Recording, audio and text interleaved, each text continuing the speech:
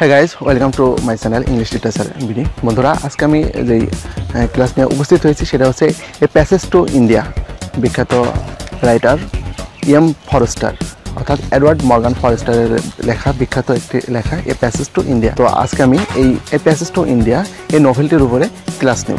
A passage to India এটা দীর্ঘ একটি নভেল, অনেক বড় একটি নভেল। তো এই নভেলটি আমার যে পরিকল্পনা অনুসারে আমি আসলে ক্লাসটা শুরু করব, সেটা হচ্ছে এই নভেলটা সম্পর্কে কিছু কথা আগে বলে নেওয়ার পরে তারপরে এই নভেলে যে ক্যারেক্টারগুলো রয়েছে সেই ক্যারেক্টারগুলো সম্পর্কে আপনাদের একটা ধারণা দিয়ে দেব।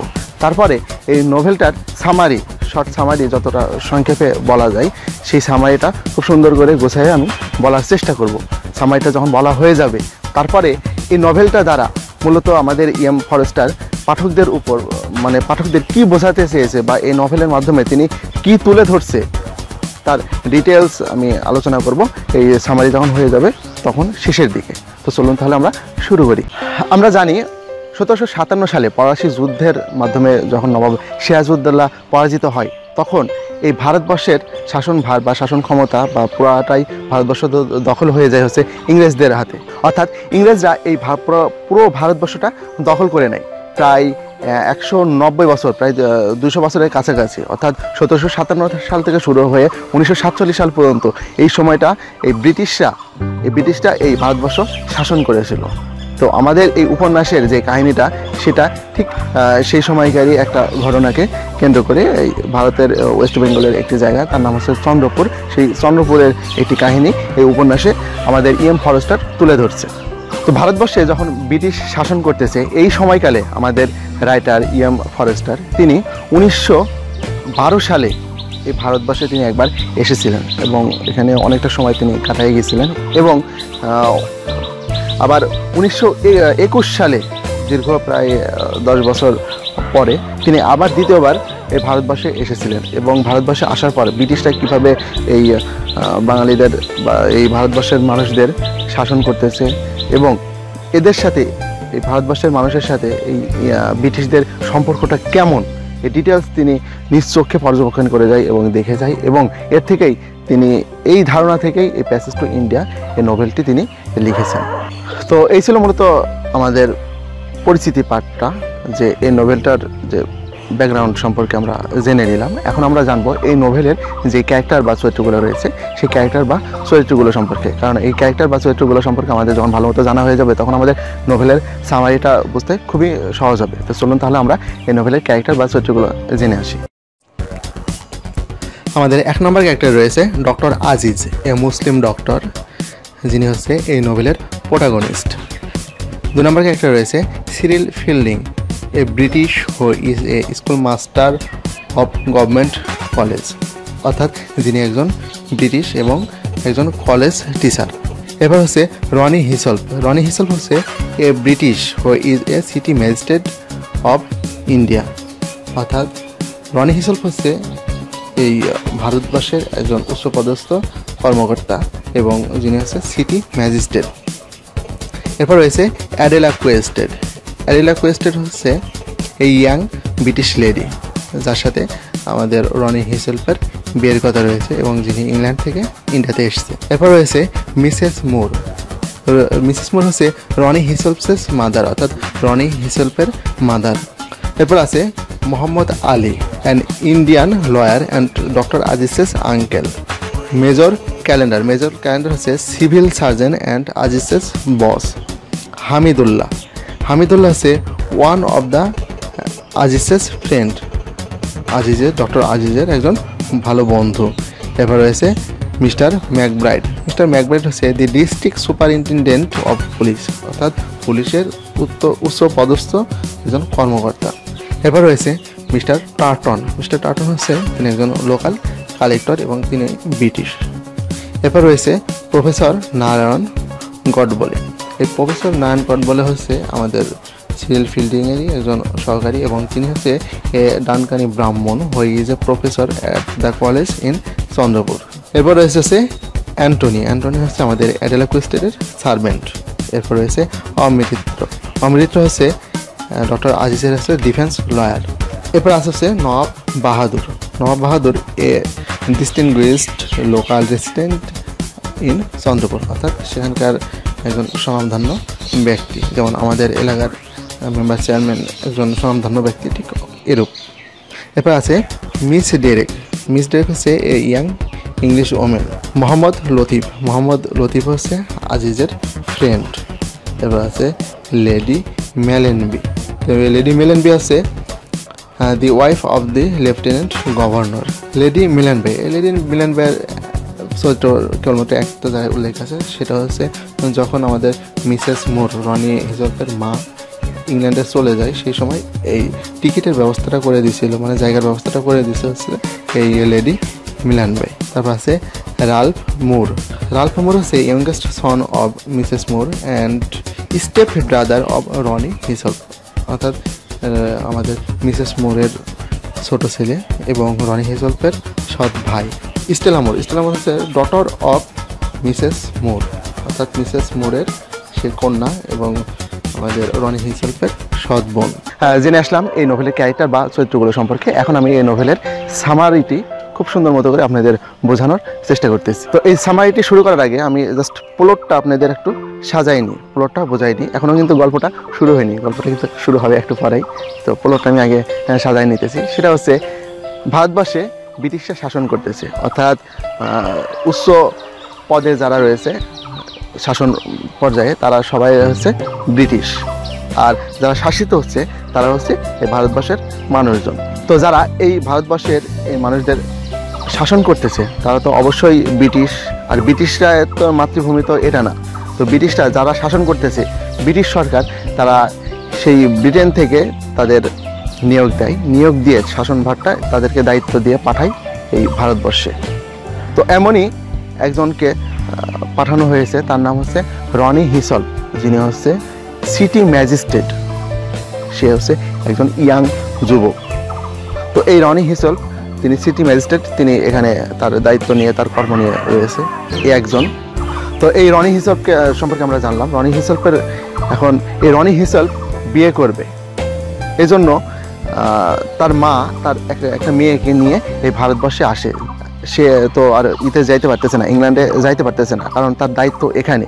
আর যে মেয়েকে সে বিয়ে করবে সেই মেয়েটা চাচ্ছিল যে রনি হিজলফের কর্মকাণ্ড সে নিজ চোখে দেখবে, দুজনকে ভালো মতো জানবে, যেহেতু তারা ম্যাচিউর, তারা একে অপরকে ভালো মতো জানার পরে তারপরে তারা হচ্ছে বিয়ে করবে। এই কারণে রনি হিজলফের মা, তার নাম হচ্ছে মিসেস মুর, সে মিসেস মুর ইংল্যান্ড থেকে সেই মেয়েকে সাথে করে নিয়ে এই ভারতবর্ষে আসে রনি হিজলফের কাছে, এবং এখানে তিনি কিছুদিন যাবৎ থেকে যায়। আর এই নোভেলে তার ক্যারেক্টারটা আমরা দেখতে পাই। আর যেই মেয়েটাকে সাথে করে নিয়ে আসে, অর্থাৎ রনি হিজলফের সাথে যার বিয়ে হবে, সেই মেয়েটার নাম হচ্ছে অ্যাডেলা কুয়েস্টেড। তো এই ব্রিটিশদের একজন হচ্ছে কলেজের মাস্টার, তার নাম হচ্ছে সিরিল ফিল্ডিং। তিনি এখানে দীর্ঘদিন যাবৎ অবস্থান করতেছেন এবং ভারতবর্ষের মানুষদের প্রতি তার একটি যাই হোক ভালোবাসা জন্মায় গেছে। তিনি আর ব্রিটিশদের মতো এতটা নিষ্ঠুর প্রকৃতির নয়। এবং আরেকজন ব্রিটিশ রয়েছে, তার নাম হচ্ছে মিস্টার ম্যাকব্রাইড। তিনি হচ্ছে ডিস্ট্রিক্ট পুলিশ সুপারিনটেন্ডেন্ট। তো পুলিশের তিনি বড় একজন কর্মকর্তা। আর একজন ব্রিটিশ রয়েছে, তার নাম হচ্ছে মিস্টার টার্টন। তিনি হচ্ছে লোকাল কালেক্টর। আর একজন ব্রিটিশ আমরা এখানে দেখতে পারবো, তার নাম হচ্ছে মেজর ক্যালেন্ডার। তিনি হচ্ছে সিভিল সার্জনের দায়িত্ব রয়েছে। এবং আমাদের এই যে ঘটনাটা ঘটছে সেটা হচ্ছে চন্দ্রপুর নামক একটা স্থানে, যেটা হচ্ছে ইন্ডিয়ার হচ্ছে ওয়েস্ট বেঙ্গলের একটি জায়গা। আর এখানকার লোকালদের মধ্যে আমরা দেখতে পারবো হচ্ছে ডক্টর আজিজকে, যিনি এই মেজর ক্যালেন্ডারের আন্ডারে কাজ করতেছে। তো যাই হোক, মূলত এই ছিল হচ্ছে প্লটটা। এখন এই অবস্থা থেকে আমাদের নভেলটা এখন শুরু হলো। আমাদের যে ইএম ফরেস্টার তার কাহিনীটা এখন বর্ণনা করা শুরু করলো। তো এই ছিল আমাদের মূলত যে ধারণাটা আমি দিয়ে দিলাম। এখন শুরু করতেছি সামারি। আমাদের রাইটার যখন নভেলটি শুরু করে তখনই তিনি হচ্ছে এই চন্দ্রপুরের যেই সমাজ ব্যবস্থাটা বা চন্দ্রপুরের যেই অবস্থাটা সেটাই ফার্স্টে বর্ণনা করার পরে তিনি মূল কাহিনীতে চলে যান। তো চন্দ্রপুরে ওখানে একটা রেল স্টেশন আছে, রেল স্টেশনে দেখা যাচ্ছে এই পারে থাকে ব্রিটিশরা, এই পারে থাকে হচ্ছে আমাদের লোকাল ইন্ডিয়ানরা। তারা যে এখানে থাকে এবং এদের মধ্যে একটা সাপে নেউলে সম্পর্ক, অর্থাৎ একে অপরকে পছন্দ করে না। একজন শাসিত হচ্ছে আর একজন শাসন করতেছে। এদের অবস্থাটা কেমন বা পরিবেশটা কেমন বা এদের মধ্যে সম্পর্কটা কেমন, এটা নিয়েই তিনি শুরু করে। এরপর দেখা যাচ্ছে আমাদের ডক্টর আজিজ, যিনি হচ্ছে মেজর ক্যালেন্ডারের আন্ডারে এই শল্য চিকিৎসক হিসেবে কাজ করে। তো এই ডক্টর আজিজ তিনি সারাদিন কাজ করার পরে যখন রাত্রিবেলা হয় তখন তার আরও কিছু ফ্রেন্ড রয়েছে। যেমন তার একটা ফ্রেন্ডের নাম হচ্ছে হামিদুল্লাহ, একটা ফ্রেন্ডের নাম হচ্ছে মোহাম্মদ আলী, তিনি একজন লয়ার এবং সম্পর্কে এই ডক্টর আজিজের চাচা হয়। এবং আরেকজন তার ফ্রেন্ডের রয়েছে লতিফ। তো সবাই মিলে এই হামিদুল্লাহর বাসাতেই সন্ধ্যার পরে তারা একত্রিত হয় এবং এখানে খাওয়া দাওয়া করে, একটু আনন্দ ফুর্তি করে আর কি। এটা আমাদের এই মেজর ক্যালেন্ডার, যিনি হচ্ছে সিভিল সার্জন, সে কিন্তু এটা জানার পরেও সে কী করে, এই ডক্টর আজিজকে সে সমস্যায় ফেলার জন্য, বিভ্রান্তি করার জন্য, হয়রানি করার জন্য সে করে কি, একজনকে তার ভিতরকে দিয়ে একটা চিঠি লিখে বলে যে ডক্টর আজিজকে এখনই আসতে বলো। ডক্টর আজিজ দ্রুত চলে আসে। আসার পরে দেখে যে মিস্টার ক্যালেন্ডার সে হচ্ছে বাংলাতে নেই। মূলত এই ডক্টর আজিজকে হয়রানি করার জন্য সে আসে। এই ডক্টর আজিজ তখন আর যেই চাকর বাকর আছে এদেরকে জিজ্ঞেস করে যে আমাদের মেজর ক্যালেন্ডার, আমার বস কি কোনো কিছু আমার সম্পর্কে কিছু বলে গেছে নাকি। তো তখন ওই ভিত্তগুলো আসলে এই ডক্টর আজিজকে কোনো পাত্তাই দিতে চায় না। পরে কী করে, ডক্টর আজিজ পকেট থেকে কিছু টাকা তাদেরকে বাহির করে দেয়। বাহির করে দেওয়ার পরে দেখা যাচ্ছে হ্যাঁ, তারা বলে যে না, ডক্টর মেজর ক্যালেন্ডার এসব আপনার সম্পর্কে কিছু বলে যায়নি, তিনি না বলেই চলে গেছে। তখন ডক্টর আজিজ বুঝতে পারে যে মূলত এই আমাদের মেজর ক্যালেন্ডার তাকে হয়রানি করার জন্য তাকে ডেকে আসছে। আর এখানে যে এই ডক্টর আজিজ এই চাকরদের যে টাকা দিয়ে মুখ খুললো, এখানে মূলত সে এটাই বোঝাতে চাচ্ছে যে এই যে ব্রিটিশরা রয়েছে, এই ব্রিটিশরা টাকা ছাড়া তারা কোনো কথা বলে না। এখানে যারা ইন্ডিয়ান রয়েছে এদের সাথে এদের সম্পর্কটা ততটা ভালো নয়, অর্থাৎ এরা ভালো চোখে দেখে না, এরা সবসময় এদেরকে নিচু চোখে দেখে। যার কারণে এদেরকে মুখ খোলাইতে হলে এরা টাকা দিয়ে মুখ খোলাইতে হয় এবং এরা টাকার প্রতি এদের ভক্তিটা বেশি। তো যাই হোক, আর যেহেতু আমাদের ডক্টর আজিজ তিনি রাত্রিবেলাতে আসছেন এই আমাদের মেজর ক্যালেন্ডারের বাংলোতে, তিনি একটি গাড়ি পেয়েছিলেন, গাড়িটা সাথে করে নিয়ে আসছিলেন এবং তার ইচ্ছা যে এই গাড়িতে করে তিনি আবার বাসাতে ব্যাক করবে। কিন্তু এই মেজর ক্যালেন্ডারের কাছে এখানে কিছু মহিলা, এই ব্রিটিশ মহিলা, তারা এখানে হয়তো কোনো কাজে আসছিল, কিন্তু পরবর্তীতে তারা যখন বাইরে অন্য গাড়ি যে তারা নিয়ে যাবে, তারা অন্য গাড়ি ছিল না, এই ডক্টর আজিজের গাড়িটাই তারা নিয়ে যায় এবং তারা এই যে গাড়ির যে ড্রাইভার তাকে চোখ রাঙায় এবং গরম দিয়ে যে তাদের গাড়িতে উঠে বসে। এবং যেহেতু গাড়ির ড্রাইভার দেখছে যে আমি ডক্টর আজিজকে তো নিয়ে আসলাম, এই মহিলাদেরকে আমি কেন নিয়ে যাব, এই জন্য সে একটু ইতস্তত বোধ করতেছিল। কিন্তু ডক্টর আজিজও এখানে নিরুপায়, ড্রাইভারকে সে কি বলবে। আর যেহেতু ব্রিটিশ তারা হচ্ছে শাসক আর আমরা তো হচ্ছে তাদের নিম্ন কর্মচারী, এখানে তো আমাদের কিছু বলার নাই। বাধ্য হয়ে ডক্টর আজিজ সেই মহিলাদের সেই গাড়িটা দিয়ে দেয় আর মহিলারা চলে যায়। এবার ডক্টর আজিজ পরবর্তীতে তাকে পায়ে হেঁটে যেতে হয়। তো এখানে মূলত এইটাই বোঝাচ্ছে যে ব্রিটিশরা তারা এখানে যে মানে রাজকীয়ভাবে তারা চলে এবং লোকালদের সবসময় তারা কোনো মূল্যই দেয় না এবং নিজেদের অধিকারটা, তাদের কৃতিত্বটাই বজায় রাখার চেষ্টা করে। তো যাই হোক, আমাদের ডক্টর আজিজ সে মেজর ক্যালেন্ডারের কাছে আসছিল, সে মেজর ক্যালেন্ডার নেই, তাকে হয়রানি করার জন্য এখন ডক্টর আজিজ তার বাসাতে যাবে। আর তার বাসাতে যদিও বেশি দূরে নাই, কিন্তু হেঁটে গেলে মোটামুটি একটু দূরে লাগে। তো আর আমাদের ডক্টর আজিজ সেখান থেকে তাড়াহুড়া করে দৌড়ে চলে আসছিল, এই জন্য সে অনেকটা ক্লান্ত, টায়ার্ড এবং এই মুহূর্তে তাকে আবার হেঁটে যাইতে হচ্ছে। তো তার বাসা থেকে যাইতে একটা মসজিদ আছে ওখানে, মসজিদের সামনে অনেকখানি জায়গা, মাঠ এবং সেখানে বসার মতো জায়গা রয়েছে, গাছপালা রয়েছে। তো সেখানে শান্ত পরিবেশে ডক্টর আজিজ সেখানে বসে এবং এই ব্রিটিশদের কর্মকাণ্ড নিয়ে তিনি একটু চিন্তা করতে থাকে। এই সময় হঠাৎ মসজিদের মধ্যে দেখে যে একটা মহিলা মসজিদ থেকে বাইর হইতেছে। তো প্রথমের দিকেই ডক্টর আজিজ দেখে তাকে ভয় পেয়ে যায়, ভয় পেয়ে যাওয়ার পরে চিল্লায় ওঠে, বলে যে কে ওখানে, আপনি জানেন না এটা মসজিদ, এটার ভিতরে জুতা নিয়ে উঠতে হয় না, আপনি কেন জুতা নিয়ে উঠছেন। প্রথমে আজিজ এভাবে তার সাথে কথা আচরণ করে। তখন ওই মহিলাটা বলে যে আমি জুতা নিয়ে উঠি নাই বাবা, আমি জুতাটা বারান্দাতে খুলে ঢুকছিলাম। তখন আজিজ তার কাছে সরি বলে আমার আসলে ভুল হয়ে গেছে, আমি ভাবছিলাম যে আপনি হয়তো জুতা নিয়েই উঠেছেন। কারণ মহিলারা এখানে যখন ঢুকে তখন তারা জুতা নিয়েই উঠে, এখানে যে উঠতে হলে এটা যে আল্লাহর ঘর মসজিদ, এখানে যে জুতা খুলে উঠতে হয় এটা অনেক মহিলাই এটা মানতে চায় না। তো এই মহিলাটা তখন বলে যে এখানে আমিও জানি যে জুতা নিয়ে ওঠা উচিত নয়, কারণ কেউ না দেখলে ঈশ্বর তো দেখতেছে, একজন তো আছে।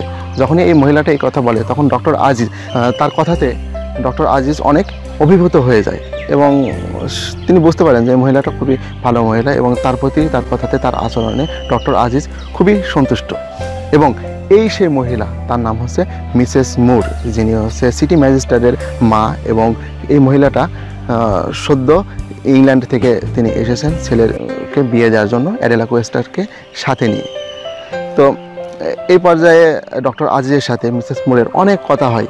এখানে আমাদের মিসেস মুর সে বলে যে রনি হিসলপ আমার হচ্ছে প্রথম স্বামীর আমি যে বিয়ে করছিলাম সেই সংসারের ছেলে, সেই স্বামীর ছেলে। পরবর্তীতে সেই স্বামী আমার মারা যাওয়ার পর আমি সেকেন্ড বিবাহ করি।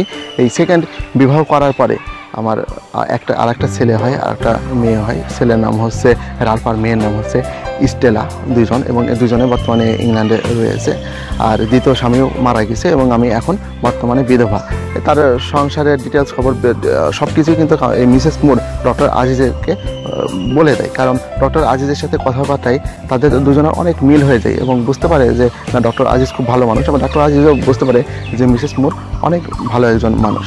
এবং ডক্টর আজিজ সেও কিন্তু তার ফ্যামিলি সম্পর্কে সব কিছু বলে যে আমি এখানে 16 চিকিৎসকের দায়িত্ব রয়েছে এবং আমার স্ত্রী মারা গিয়েছে, আমার 3 ছেলে মেয়ে, আমার মেয়ে বড় আর 2টা ছেলে ছোট। তো এই কথাগুলো তাদের মধ্যে হয়ে থাকে। হইতে পরে এখন মিসেস মুর সে একাই তার ইতে চলে যেতে চায়।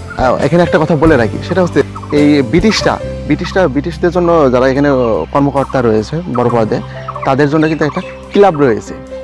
তো এই ক্লাবে এই সন্ধ্যার পরে সবাই একত্রিত হয় এবং এখানে দেখা যাচ্ছে তারা আড্ডা দেয়, বিভিন্ন ধরনের চা পার্টির আড্ডা হয়, এখানে নাটক পরিবেশন হয়, গান বাজনা হয়, ইত্যাদি ধরনের বিনোদনের জন্য যা কিছু প্রয়োজন সব কিছু কিন্তু এই ক্লাবে রয়েছে।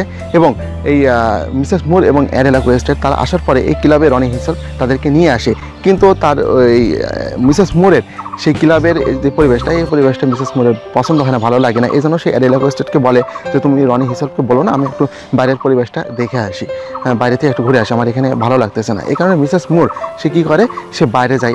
শুধুমাত্র অ্যাডেলা কোয়েস্টারকে বলে, রনি হিসলপকে সে বলে না বলে এই বাইরে আসে, সে এই মসজিদটাতে আসে এবং এখানে এসেই তার এই আমাদের ডক্টর আজিজের সাথে তার দেখা হয়। তো ডক্টর আজিজের সাথে যখন দেখা হওয়ার পরে তখন তার সাথে কথাবার্তা হওয়ার পরে মিসেস মুর এখন তো ক্লাবে তাকে চলে আসতে হবে।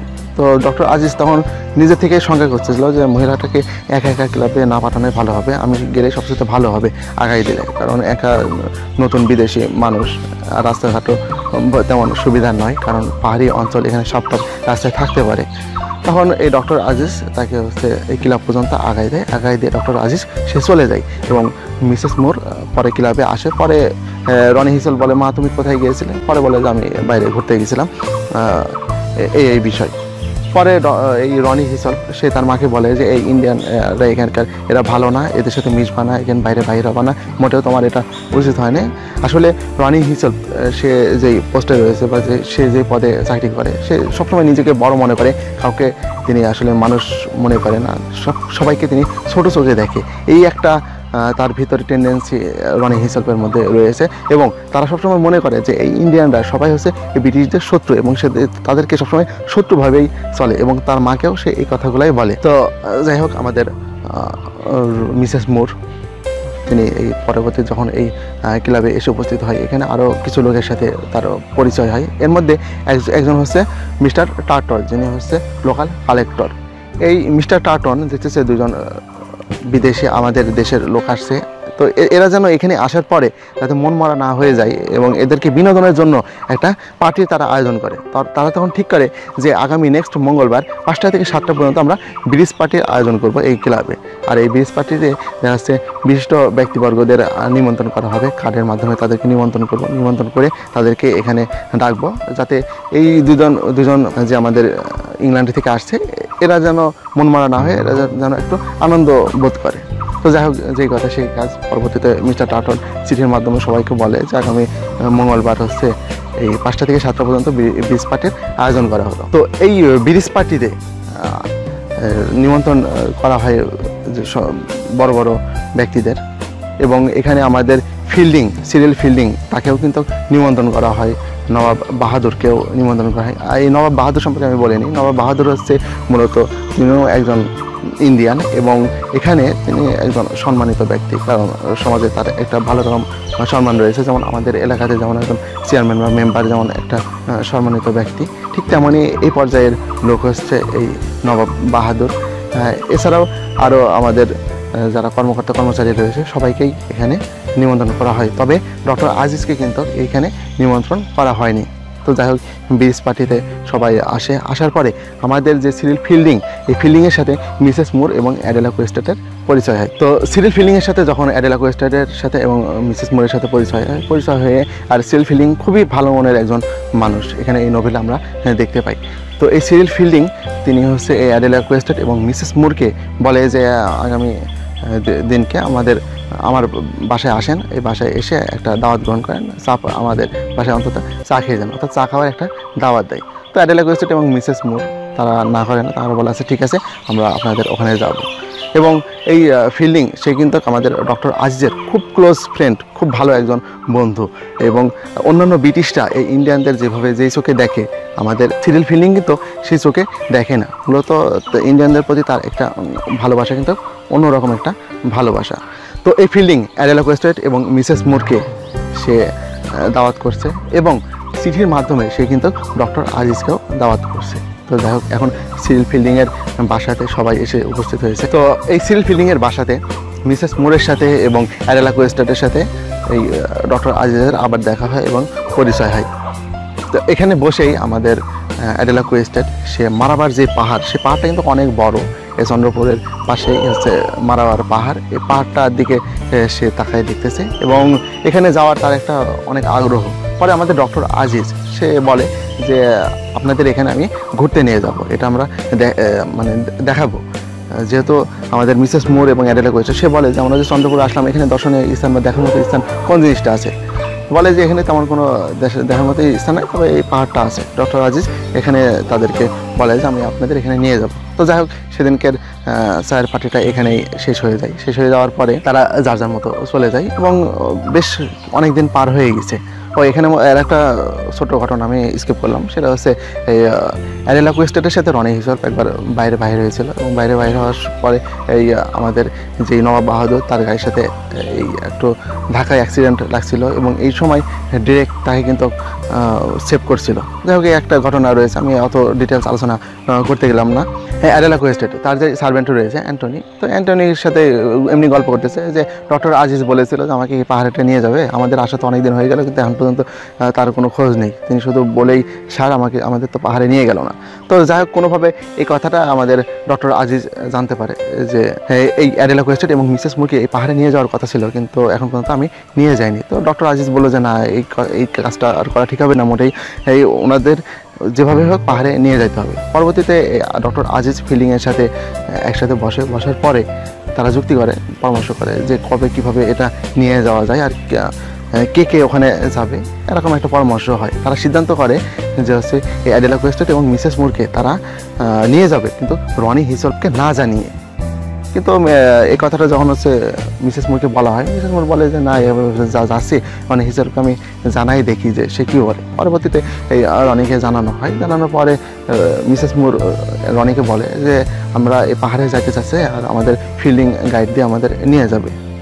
তো রনি হিসেব যখন দেখলো যে ফিল্ডিং নিজে স্বয়ং গাইড দিয়ে তাদেরকে নিয়ে যাবে, সেক্ষেত্রে রনি হিসেব মানা করলো না। কিন্তু যদি ডক্টর আজিজ সাথে যাচ্ছে এই কথাটা যদি তিনি জানতেন, তাহলে কিন্তু হয়তো তিনি নিষেধ করতেন। তো যাই হোক, এখানে অনুমতি তারা পেয়ে গেল এবং এখন তারা জাস্ট খালি একটা দিন ঠিক করে তারা সে পাহাড়ে যাবে। তো যথারীতি তারা একটা দিন ঠিক করলো এবং এখানে একটা আমাদের যে চন্দ্রপুর স্টেশন, এই চন্দ্রপুর স্টেশন থেকে কিন্তু এখানে ওই মারাবার পাহাড়ে ট্রেন যায়, অর্থাৎ এখানে যেতে প্রায় 1 থেকে 1.5 ঘন্টার মতো সময় লাগে। আর এই ট্রেনটা ছাড়ে হচ্ছে ভোর রাত্রের দিকে, অর্থাৎ রাত্রের শেষের দিকে ট্রেনটা ছাড়ে। তো তারা সিদ্ধান্ত নিল এই ট্রেনেই তারা যাবে এবং এই ট্রেনটাই আবার 11টার সময় ব্যাক করে। 11টার সময় ব্যাক করলে দেখা যাচ্ছে মোটামুটি 12:30 1-1:30টার মধ্যে আবার এই স্টেশনে তারা চলে আসবে। এরকম একটা সিদ্ধান্ত তারা নেয়। নেওয়ার পরে তারা ডেট ফিক্সড করে। এবং এটা আমি বলে রাখি যে অ্যাডেলা কোয়েস্টেড এবং মিসেস মুর যে এখানে আসছিল, আসার প্রায় 15 দিনের মাথায় তারা এই দিনটা কিন্তু ফিক্সড করে। তো এই দিন ফিক্সড করে এবং তারা সবাই সিদ্ধান্ত নেয় যে অমুক টাইমে তারা সেখানে যায় উপস্থিত হবে এবং ট্রেন ধরে তারা সেই মারাবার পাহাড়ে যাবে। তো কথা মতো ডক্টর আজিজ সেখানে আগেই গিয়ে উপস্থিত এবং মিসেস মুর, অ্যাডেলা কোয়েস্টেড তারাও কিন্তু আগেই এসে উপস্থিত হয়েছে। এবং ডক্টর আজিজের সাথে তার ফ্রেন্ড কিন্তু লতিফ রয়েছে, আর আমাদের অ্যাডেলা কোয়েস্টেড আর হচ্ছে মিসেস মুর, 4 জন ব্যক্তি আমরা এখানে দেখতে পাচ্ছি। আর রনি হিসলফ আমাদের অ্যাডেলা কোয়েস্টেডের সাথে তার একজন সার্ভেন্টকে পাঠাইছিল, কিন্তু অ্যাডেলা কোয়েস্টেড এই সার্ভেন্টকে নিতে সে রাজি নয়, যে তারা একা এইভাবেই যাবে। আর এখানে আমাদের আসার কথা হচ্ছে ফিল্ডিং আর হচ্ছে গড়বলি। তো এই ফিল্ডিং আর গড়বলি, ফিল্ডিং তো আমরা শুনলামই, এখানকার হচ্ছে কলেজ মাস্টার, আর এই গড়বলেও হচ্ছে তারই একজন সহকারী বা সহযোগী। তো এরা দুজন এখন আশাবাদ আছে। এই ভোরবেলার দিকে আমাদের এই গড়বলের আবার এই উপাসনা, সে হচ্ছে হিন্দু মানুষ, সে প্রার্থনা করে, উপাসনা করে, এই উপাসনার জন্য তার দেরি হয়ে যায়। আর ফিল্ডিং আর তারা দুজন একসাথে আসার কথা ছিল, যেহেতু তারা একই জায়গায় কাজ করে এবং একই কাজ করে, তাই একই সাথে তাদের আসার কথা ছিল। এই গড়বলের কারণে মিস্টার ফিল্ডিং এই ট্রেনটা মিস করে এবং তারা আসতে পারে না। এদিকে ডক্টর আজিজ সে কিন্তু অনেকটা অস্থির হয়ে গেছে, কারণ সময় নেয় আর মাত্র 10 মিনিট সময় রয়েছে, এখন পর্যন্ত ট্রেন ফিল্ডিং এবং গড়বলের আসার কোনো খোঁজ নেই। তো এদিকে ট্রেন ছাড়ার সময় হয়ে যাচ্ছে। তো এখন কী করা যায়, ডক্টর আজিজের মনটা কিন্তু আর মানতেছে না, কারণ ফিল্ডিং যদি এখানে না যায় তাহলে তার দেখা যাচ্ছে এই ভ্রমণটাই কিন্তু এই একদম বৃথা হয়ে যাবে, কারণ ভ্রমণের যে আনন্দ বা আগ্রহ, যে মজা, সব কিছু কিন্তু মাটি হয়ে যায়। তো ট্রেনের হুইসেলটা দিয়ে দেয় এবং ফিল্ডিং আর গড়বলে সে এসে পৌঁছায় নাই। ট্রেন যখনই সার্ভিস ছেড়ে দিল, ঠিক এই মুহূর্তে গড়বলে আর হচ্ছে ফিল্ডিং আসে, কিন্তু এখন এসে তারা ট্রেনটা ধরতে পারে না। যদিও ফিল্ডিং লাফায়ে ট্রেনে ওঠার চেষ্টা করে, কিন্তু পারে না। তো এই যখন ফিল্ডিং মিস করলো, ডক্টর আজিজ দেখলো যে আমরা ফিল্ডিংকে নিতে পারলাম না, ফিল্ডিংকে আমরা মিস করলাম, তখনই দেখলো যে আমাদের ভ্রমণের আনন্দটাই হয়তো মাটি হয়ে যাবে। তো আর কি আর করার, তারপরে যেতে হবে। তো যাই হোক, তারা সেখানে যায়, যাওয়ার পরে তারা সেই পাহাড়টা এখন ঘুরে দেখবে। এই মারাবার পাহাড়ে পৌঁছানোর পরে তারা সেখানে প্রথমেই হাতির পিঠে উঠে, আমাদের অ্যাডেলা কোয়েস্টেড মিসেস মুর সেখানে হাতি রাখা ছিল। তারপর যাই হোক সেখানে একজনকে গাইড নেই, অর্থাৎ যে গাইড দিয়ে সব কিছু দেখায় বেড়াবে।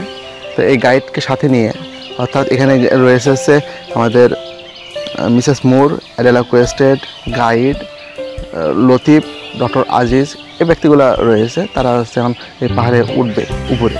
কারণ পাহাড়ে উঠতে উঠতে হঠাৎ একটা সময় এই পাহাড়ের ভিতরে কিন্তু একটা গ্রুম গ্রুম একটা আওয়াজ শোনা যায়, অর্থাৎ একটা সাউন্ড শোনা যায় এবং একটা ভয়ঙ্কর একটা সাউন্ড।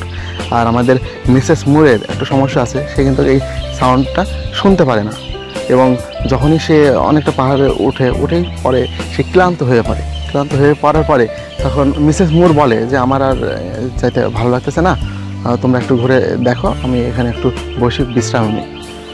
পরবর্তীতে আমাদের মিসেস মুর, লতিফ তারা সেখানে থেকে যায়। আর অ্যাডেলা কোয়েস্টেড আর ডক্টর আজিজ আর গাইড, এই তিনজন হচ্ছে 3 জন ব্যক্তি সেখানে যায়, যে ঘুরতে থাকে। এবং সেখানে যেই সাউন্ডটা হচ্ছে সেই সাউন্ডটাতে কিন্তু আমাদের অ্যাডেলা কোয়েস্টেডও কিন্তু একটু ভয় লাগতেছে। এবং এই পাহাড়ের ভিতরে, এই গুহার ভিতরে কিন্তু অন্ধকার একটা জায়গা। তো এখন কেবলমাত্র 3 জন ব্যক্তি। এখন অ্যাডেলা কোয়েস্টেড ডক্টর আজিজের সাথে কথোপকথন করছে। তো ডক্টর আজিজকে অ্যাডেলা কোয়েস্টেড জিজ্ঞেস করে, আপনি কি বিয়ে করেছেন? এই কথা শোনার পরে ডক্টর আজিজের একটু মনটা হয়। তখন তো যেহেতু প্রশ্ন করলো, অ্যান্সারটা তো দিতেই হবে। বলে যে হ্যাঁ, আমি বিয়ে করেছি এবং আমার ছেলে মেয়েও রয়েছে, 3 ছেলে মেয়ে।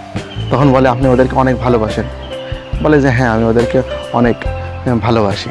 এরপরে অ্যাডেলা কোয়েস্টেড এই ডক্টর আজিজকে আর একটা প্রশ্ন করে, যে সে কিন্তু এই অ্যাডেলা কোয়েস্টেড মিসেস স্টার্টনের কাছ থেকে শুনেছিল যে এখানকার মুসলিমরা ভালো না, এখানকার মানুষজন ভালো না, কারণ তারা 4টা-5টা করে বিয়ে করে থাকে। তো সেই আগ্রহ থেকে আমাদের অ্যাডেলা কোয়েস্টেড এই ডক্টর আজিজকে জিজ্ঞেস করে যে শুনেছি সবাই 4টা-5টা করে বিয়ে করে, আপনার বউ কয়টা? এই কথা প্রশ্নটা যখন করে, তখন কিন্তু আমাদের ডক্টর আজিজ মনে একটা আঘাত পায়, এটা কি ধরনের কোশ্চেন বা এটা কেমন জানাই। তো তখন এই মুহূর্তে ডক্টর আজিজ কি বলবে, যেহেতু প্রশ্ন করছে, তখন বলে যে না, আমরা 4টা-5টা বিয়ে করিনি, এটা আপনার ভুল ধারণা, আমার একটা ওয়াইফ এবং তিনি মারা গেছে, এই কথা যখন বলে। আর অ্যাডেলা কোয়েস্টেটের এই প্রশ্নেতে ডক্টর আজিজ একটু মন খারাপ হওয়াতে অ্যাডেলা কোয়েস্টেটের হাত ধরেছিল কিন্তু ডক্টর আজিজ। পরবর্তীতে তাকে হাতটা ছেড়ে দেয় এবং একটা সিগারেট বাইর করে সে ধরায়। আর এই ফাঁকে আমাদের অ্যাডেলা কোয়েস্টেট একাই একটা গুহার মধ্যে সে ঢুকে পড়ে এবং এই ঢুকে পড়ার পরে আমাদের ডক্টর আজিজ যখন সিগারেট শেষ করে তখন যে অ্যাডেলা কোয়েস্টেটকে খুঁজে, তখন কিন্তু আর খুঁজে পায় না। তখন কিন্তু ডক্টর আজিজের শরীরটা ঘেমে অস্থির হয়ে যায়। তখন বুঝতে পারে যে না, এখন হয়তো কোনো একটা বিপদ সংঘটিত হবে, কারণ তিনি একজন বিদেশিনী, তিনি এখন যদি আমি তাকে হারাই ফেলি তাহলে এর জবাবটা কী হবে। আর যেহেতু আমি এখানে তাদেরকে নিয়ে আসছি, একটা সে বিশাল সমস্যা পড়ে যাবে।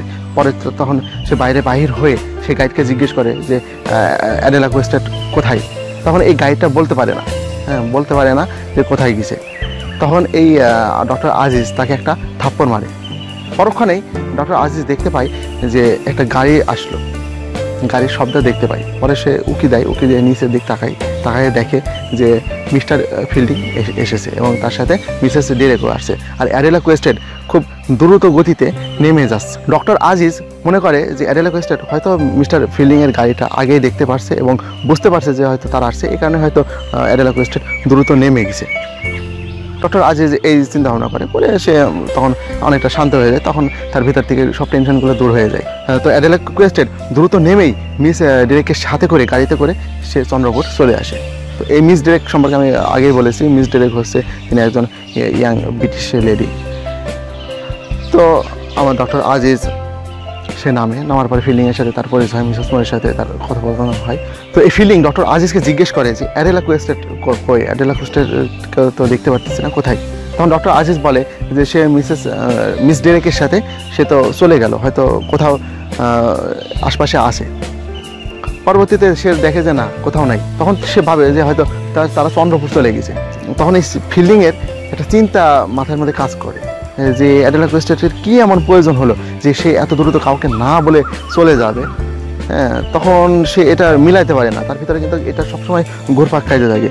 আর ডক্টর আজিজকে দেখেও স্বাভাবিক মনে হচ্ছে এবং ডক্টর আজিজ এখানে কি বলবে না বলবে তার কিন্তু কোনো কিছু করতে পারতেছে না, কোনো যুক্তিও সে দেখাতে পারতেছে না যে কী কারণে অ্যাডেলা কোয়েস্টেট দ্রুত চলে গেল। তো যাই হোক, আমাদের ভ্রমণটা এখানেই শেষ হয়ে যায়। ভ্রমণটা শেষ হয়ে যাওয়ার পরে তারা একত্রে আবার ট্রেন ধরে, যত টাইমে ট্রেন ধরে তারা চন্দ্রপুর চলে আসে। তো চন্দ্রপুর রেল স্টেশনে যখন তারা নামবে, ঠিক এই মুহূর্তে সেখানে পুলিশ হাজির এবং সেখানে মিস্টার টার্টন সবাই কিন্তু এখানে এসে উপস্থিত পুলিশ, কারণ ডক্টর আজিজকে গ্রেপ্তার করা হবে। এবং কী কারণে গ্রেপ্তার করা হবে এটা কিন্তু টার্টন বলতেছে না। ফিল্ডিং অনেক রিকোয়েস্ট করে তাকে যে বলো যে তার অপরাধ কী কারণে তাকে গ্রেপ্তার করা হচ্ছে। হ্যাঁ, সে কিন্তু কিছু বুঝতে পারতেছে না, ডক্টর আজিজও কিন্তু কিছু বুঝতে পারতেছে না। কিন্তু ডক্টর আজিজ বুঝতে পারতেছে তার কোনো একটা বিপদ হবে, কিন্তু ডক্টর আজিজ তখন করে কি, কাউকে না বলেই সে দৌড় দিয়ে পালানোর চেষ্টা করে ট্রেনের ওই পার দিয়ে। কিন্তু ফিল্ডিং সাথে তারা হাতটা ধরে ফেলে যে বন্ধু তুমি এটা কী করতেছো, হ্যাঁ চলো আমার সাথে চলো, আমি ম্যাকব্রাইডের সাথে নিজে কথা বলবো, হ্যাঁ কী অপরাধ, কী অপরাধে তোমাকে গ্রেপ্তার করা হচ্ছে সেটা আমরা জানবো, জানার পরে তারপরে ব্যবস্থা করব।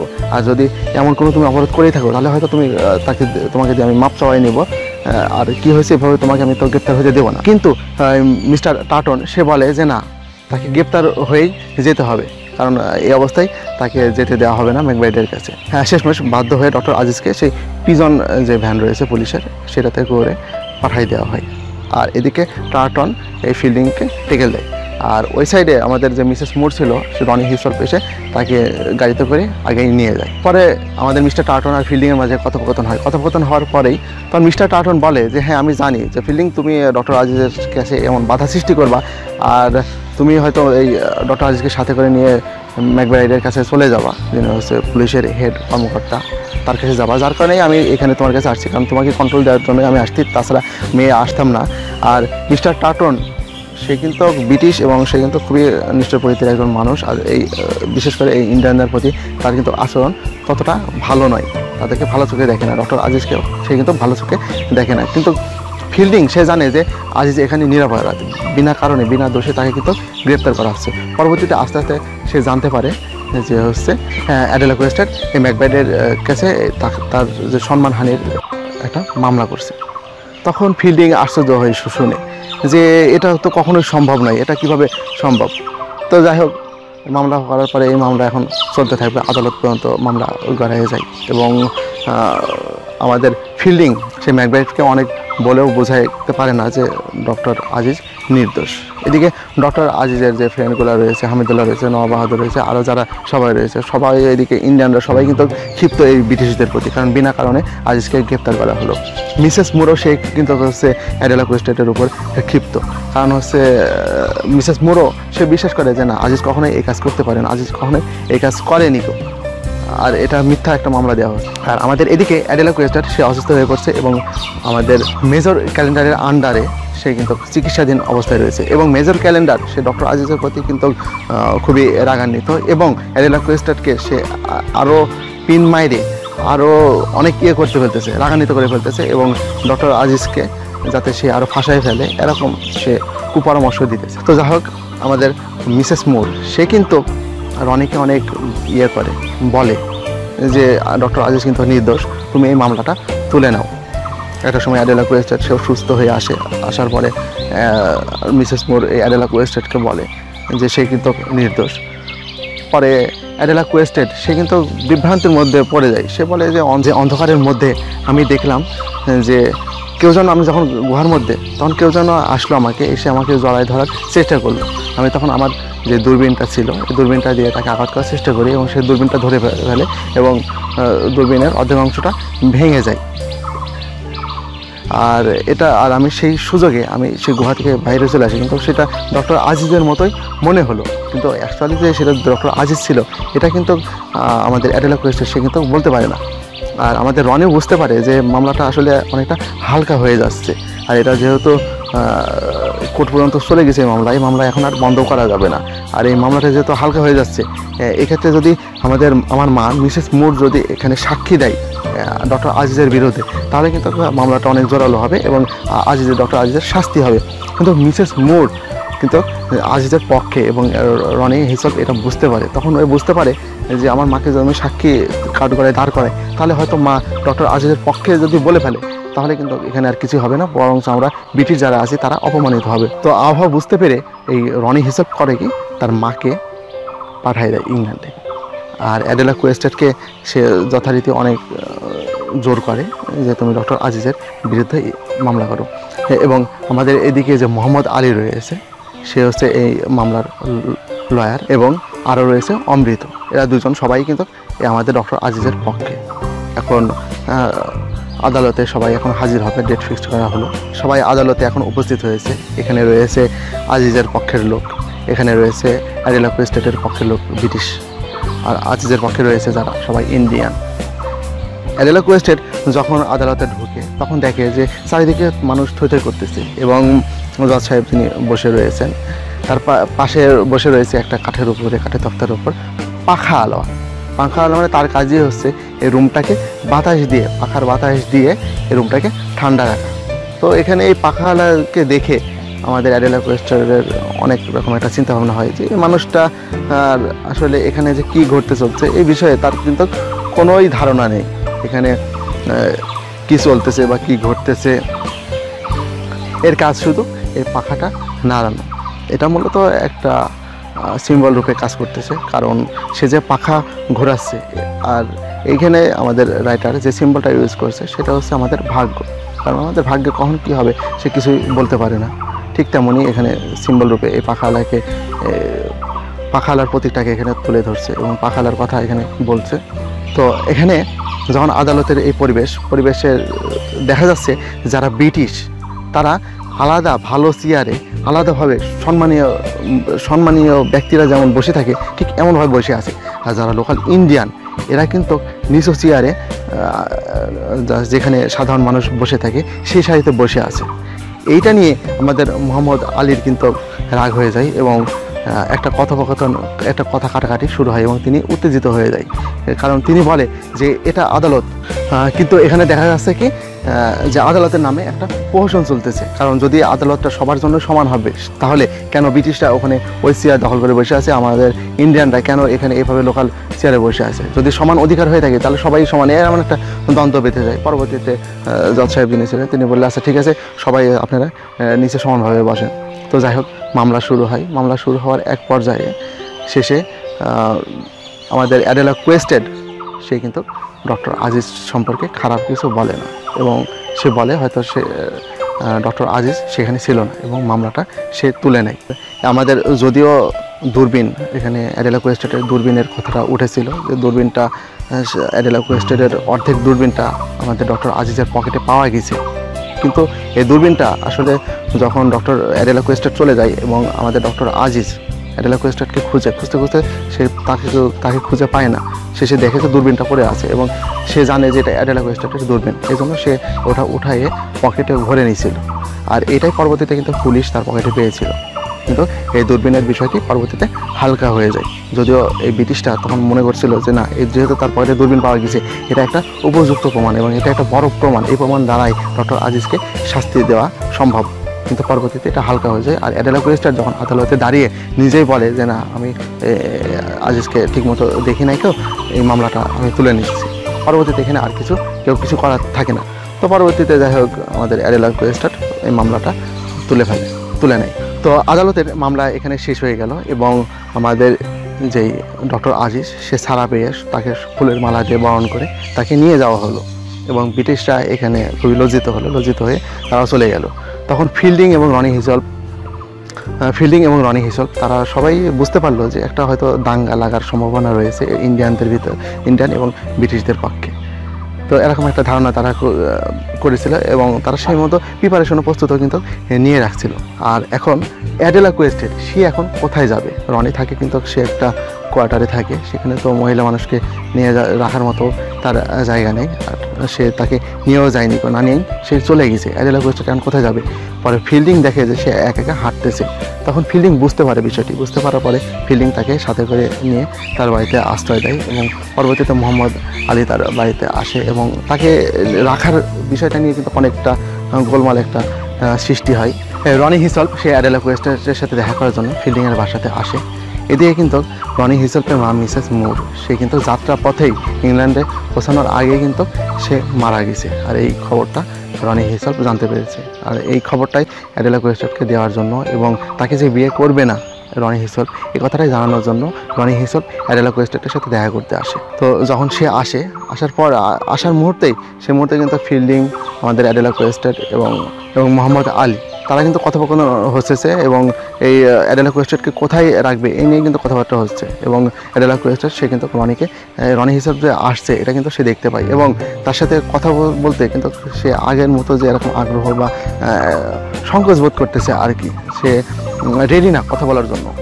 এই মুহূর্তে আমাদের ফিল্ডিং সে কিন্তু অ্যাডেলা কোয়েস্টেডের মনোভঙ্গিটা বুঝতে পারার পরে ফিল্ডিং সে নিজেই আগে চলে যায়। যাওয়ার পরে রনি হিসেলকে সে কথা বলার পরে রনি হিসেল বলে যে আমি অ্যাডেলা কোয়েস্টেডের সাথে কথা বলতে চাই। পরে যাই হোক অ্যাডেলা কোয়েস্টেডের সাথে রনির কথা হয় এবং রনি বলে যে আমার মা মারা গেছে। এই কথাটা শোনার পরে সবাই আসলে মর্মাহত হয়। তো রনি হিসেল এখন অ্যাডেলা কোয়েস্টেডকে সাফ জানিয়ে দেয় যে যেহেতু আমাদের জীবনে এত কিছু হয়ে গেল, এখন আর আমার বিয়ের প্রতি আর এমনটা আগ্রহ নেই, আমি আপনার বিয়ে করতে চাচ্ছি না। আর অ্যাডেলা কোয়েস্টেডও এই কথাতে সে কিন্তু মর্মাহত হয়নি, কারণ সে আগে থেকে এটা রেডি ছিল। তো যাই হোক পরবর্তীতে অ্যাডেলা কোয়েস্টেডকে কোথায় রাখা হবে এই নিয়ে একটা বিভ্রান্তির সৃষ্টি হয়, যে তারা চিন্তা করছিল যে মিসেস টার্টনের বাসাতে রাখবে, কিন্তু সেখানে দেখা যাচ্ছে সমস্যা রয়েছে, হামলা টামলা হতে পারে, এরকম একটা করে তারা কিন্তু সেখানে রাখে না। অ্যাট লাস্ট সিদ্ধান্ত হয় যে না, অ্যাডেলা কোয়েস্টেড এখন যেখানে আছে সেখানেই থাকবে। রনি হিসল চলে যায়, মোহাম্মদ আলীও চলে যায় এবং ফিল্ডিং আর অ্যাডেলা কোয়েস্টেড তো সেখানে থেকে যায়। আর এদিকে যেহেতু আমাদের মামলা চলতেছিল, মামলার এখন তো নিষ্পত্তি হওয়ার দরকার। এখন নিষ্পত্তির কনক্লুশনে আসলো যে অ্যাডেলা কোয়েস্টেড যেহেতু ডক্টর আজিজের সম্মানহানি করেছে, মিথ্যা একটা মামলা করেছে, এই কারণে অ্যাডেলা কোয়েস্টেডকে 20,000 টাকা জরিমানা দেওয়া লাগবে এই ডক্টর আজিজকে। এই খবরটা সবাই শুনতে পায় মিস্টার ফিল্ডিংও শুনতে পায়। শুনতে পাওয়ার পরে তখন মিস্টার ফিল্ডিং এই অ্যাডেলা কোয়েস্টেডের সাথে যেহেতু মিশতেছে, চলতেছে, ফিরতেছে, তখন অ্যাডেলা কোয়েস্টেডের মনের ভাবটা সে পুরোপুরি বুঝতে পারে। সে বুঝতে পারে যে এই নারীটা আসলে একদম নিরুপায়, এই নারীটার কিছু করার নেই এই নারীটার, এবং এই নারীটার কোনো দোষ নেই। আর তার কাছে হয়তো অর্থ সম্পদ যা আছে, এই অর্থ সম্পদ যদি সে ডক্টর আজিজকে দিয়ে যায় তাহলে হয়তো সে নিঃস্ব হয়ে যাবে। আর এদিকে রনি হিসেলফ তার বিবাহ প্রত্যাখ্যান করেছে। সব আশা হারিয়ে যদি এই অবস্থায় পড়ে যায় তাহলে এই মেয়েটা আসলে একটা হতাশার মধ্যে কাজ করবে। এরকম একটা চিন্তাভাবনা ফিল্ডিং করতেছিল। তো আমাদের ফিল্ডিং যখন অ্যাডেলা কোয়েস্টেড সম্পর্কে এরকম একটা চিন্তাভাবনা করলো, চিন্তাভাবনা করার পরে আমাদের ফিল্ডিং তখন চিন্তা করলো যে আমি ডক্টর আজিজকে বলবো যে সে যেন এই 20,000 টাকা যেন অ্যাডেলা কোয়েস্টেডকে মাফ করে দেয়, সে যেন এই 20,000 টাকা গ্রহণ না করে। এরকম একটা প্রস্তাব আমি ডক্টর আজিজকে রেখে তার এই টাকাটা আমি নিয়ে যাবো না, যাতে এই টাকাটা নিয়ে সে ইংল্যান্ডে ফিরে যেতে পারে এবং সেখানে গিয়ে হয়তো তার লাইফটা সে সেটেল করতে পারবে। কারণ এদিকে এমনি সে হতাশার মধ্যে রয়েছে, আবার যদি সে এই 20,000 টাকা চলে যায় তাহলে সে একদম নিঃস্ব হয়ে যাবে। তো যাই হোক, এরকম একটা চিন্তাভাবনা আমাদের ফিল্ডিংয়ের মনে রয়েছে। তো অ্যাডেলা কোয়েস্টেডকে আমাদের ফিল্ডিং তখন জিজ্ঞেস করে যে আচ্ছা, তুমি যে এই ডক্টর আজিজের বিরুদ্ধে যে মামলা করছিলা, তো গুহাতে সেদিন কি হয়েছিল আমাকে একটু খুলে বলো তো। সেদিনকে তুমি কি সত্যি কি ডক্টর আজিজকে দেখতে পাচ্ছিলে, আর ডক্টর আজিজ কি তোমাকে এরকম সম্মানহানির করার চেষ্টা করতেছিল? তখন অ্যাডেলা কোয়েস্টেড সে ডিটেলসটা খুলে বলে যে যখন আমি গুহার ভিতরে ঢুকলাম, তখন ঢোকার পরে দেখেছি দরজার সামনে, গুহার মুখের সামনে একটা ছায়া আসলো, এবং এই ছায়াটা আসার পরে আমাকে ছায়াটা জড়িয়ে ধরতে, আলিঙ্গন করতে যায়। আমি তখন আমার দূরবীনটা দিয়ে তাকে আঘাত করার চেষ্টা করি এবং সেই দূরবীনটা ধরে ফেলে, এবং দূরবীনটা আমি যখনই টান দিই তখন দূরবীনটা অর্ধেক দিয়ে ভেঙে যায়। তখন আমি দৌড়ে পালাইয়ে চলে আসি। আর সেটা ডক্টর আজিজ ছিল না। এখন আমি বুঝতে পারতেছি মনে হয় ডক্টর আজিজ ছিল না। আর ওখানে যে ছায়াটা আমি দেখতে পারলাম, এই ছায়াটাও মনে হয় কোনো ব্যক্তির বা কি ছিল না, এটা মনে হয় আমার মনেরই একটা ভুল ছিল। এটা মনে হয় তখন কোনো কিছুই না, এটা সম্ভবত আমি হয়তো ওয়ালের সাথে হয়তো ধাক্কা লেগেছি, আমি মেরেছিলাম ওয়ালের সাথে, আমি এই দূরবীনটা আঘাত করেছিলাম। হ্যাঁ, ওখানে কোনো ব্যক্তি ছিল না। তো এই এখন হচ্ছে আমাদের অ্যাডেলা কোয়েস্টেড যে ওখানে গুহার ভিতরে কী ঘটেছিল, এটা কিন্তু আমাদের যে রাইটার এম ফরেস্টার, তার কিন্তু একটা টেকনিক। সে কিন্তু এত ঘটনা ঘটে গেল, তখন এখন পর্যন্ত কিন্তু সে কিন্তু মূল কাহিনী, মূল ঘটনা কিন্তু বলেনি। এই এখনকার প্রকাশ করলো যে সেই গুহার ভিতর যে ঘটনা ঘটেছিল সেটা সম্পূর্ণই কিন্তু অ্যাডেলা কোয়েস্টেডের একটা ভ্রম বা মনের একটা ভুল। আর এই ভুল থেকে, অর্থাৎ সে গুহার ভিতর হয়তো কোনো কিছু দেখে হয়তো ভয় পাইছিল, আর এই ভয় পাওয়াতেই সে ডক্টর আজিজের উপর এই দোষটা চাপাই দেয়। কারণ সেই সময় সে ঠিক করতে পারছিল না যে ডক্টর আজিজ এরকম একটা কাজ করবে, এই কারণে তৎক্ষণাৎ হয়তো সে রাগের মাথায় তার বিরুদ্ধে মামলা করে বসছে। কিন্তু পরবর্তীতে আস্তে আস্তে সে যখন বুঝতে পারলো, সময়টা গেল, তখন তার বিষয়টা ক্লিয়ার হয়ে গেল এবং তো বুঝতে পারলো যে না, সে ডক্টর আজিজের উপর অন্যায় করতেছে পরবর্তীতে, যার কারণে সে মামলাটা তুলে নেয়। ফিল্ডিং এই কথাগুলো শোনার পরে সে বললো হ্যাঁ, অবশ্যই তোমার এটা ভুলই, কারণ ডক্টর আজিজ এমন ধরনের মানুষ না। পরে এই ফিল্ডিং এখন ডক্টর আজিজের কাছে যাওয়ার পরে এই 20,000 টাকা যেই মামলাটা, যাতে 20,000 টাকা যে জরিমানাটা, এই জরিমানাটা যাতে ডক্টর আজিজ অ্যাডেলা কোয়েস্টেডের কাছ থেকে যেন না নেয়, এজন্য এই ডক্টর আজিজকে অনেক রিকোয়েস্ট করার পরে শেষমেশ ডক্টর আজিজ অ্যাডেলা কোয়েস্টেডের সাথে আবার কথোপকথন হয়, হয়ে ডক্টর আজিজের মনটা নরম হয়ে যাওয়ার পরে ডক্টর আজিজ তখন বলে আচ্ছা ঠিক আছে, যাও, আমি এই টাকাটা মাফ করে দিলাম। পরে মাফ করে দিল, এবং কিছুদিন পরেই আমাদের রনি হিসেলফ সে একটা টিকিট পাই, ইংল্যান্ডের টিকিট পাওয়ার পরে অ্যাডেলা কোয়েস্টেডকে সে ইংল্যান্ডে পাঠায় দেয়। বাস, তাহলে আমাদের অ্যাডেলা কোয়েস্টেড চলে গেল।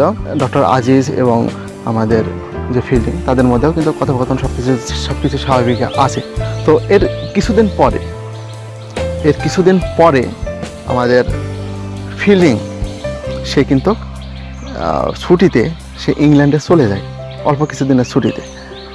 যেহেতু যখন সে ছুটিতে চলে যায়, তখন এই চন্দ্রপুরের এই মানুষের মনের মধ্যে একটা গুজব রটনা হয়। সেই গুজবটা হচ্ছে যে অ্যাডেলা কোয়েস্টেডের সাথে ফিল্ডিংয়ের একটা অবৈধ সম্পর্ক ছিল, এবং রাত্রিবেলায় খুব গভীর রাত্রে ফিল্ডিং অ্যাডেলা কোয়েস্টেডের রুমে যাইত এবং তারা মেলামেশা করতো। এরকম একটা সম্পর্ক, মানে গুজব চারি মানুষের মুখে রটে বেড়ায়, এবং ডক্টর আজিজের কানেও কিন্তু এটা আসে।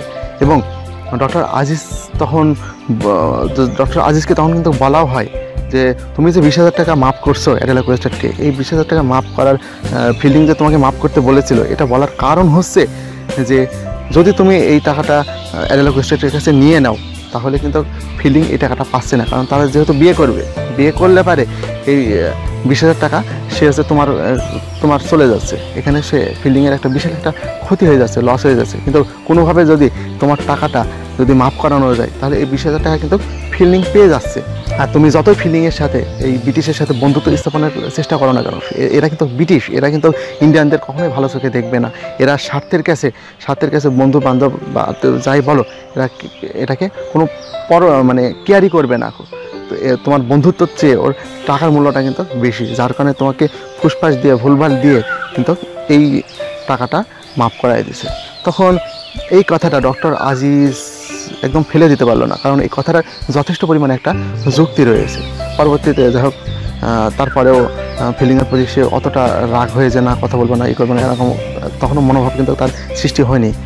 তো যখন ফিল্ডিং আবার ব্যাক করলো চন্দ্রপুরে, তখন কিন্তু স্টেশনে আমাদের ডক্টর আজিজ তাকে নিতে যায় এবং তাকে কথা আকার ইঙ্গিতে পরবর্তীতে ফিল্ডিংকে বলে যে তোমার নামে এই রটনা হচ্ছে, কিন্তু যে অ্যাডেলা কোয়েস্টারের সাথে তোমার অবৈধ একটা সম্পর্ক ছিল। তখন ফিল্ডিং কিন্তু এই কথাটাকে ততটা গুরুত্ব দেয় না, বলে যে এটা মানুষ কি বললো না বললো এতে আমার কিছু আসে যায় না। তো এভাবেই আরও কিছুদিন কেটে যাওয়ার পরে এর কিছুদিনের মাথায় আমাদের ফিল্ডিং আবার ইংল্যান্ডে চলে যায় এবং একটা চিঠির মাধ্যমে সে আজিজকে জানায় যে সে বিয়ে করছে। তো যখনই শুনলো যে ফিল্ডিং বিয়ে করছে তখনই ডক্টর আজিজের মনে মানে খুব বড় রকম একটা জিদ লাগলো এবং রাগ লাগলো ফিল্ডিংয়ের প্রতি, কারণ এখন তার বিশ্বাস হলো যে কেন ফিল্ডিং এই ডক্টর আজিজকে এই 20,000 টাকা অ্যাডেলা কোয়েস্টারের যে জরিমানার 20,000 টাকা কেন মাফ করাইছিল।